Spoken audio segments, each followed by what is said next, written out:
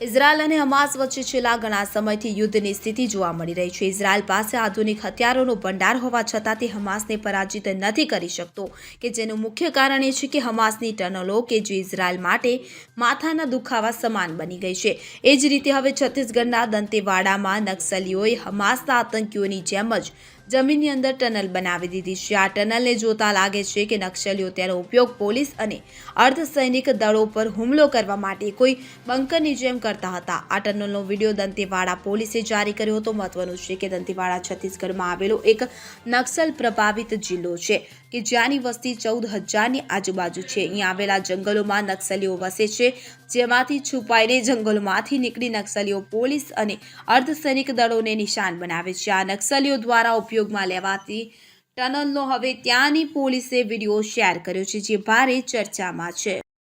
Bureau report CN24 news. હવે જુઓ દેશ દુનિયાની તમામ ખબરો તમારી આંગળીના ટેરવે।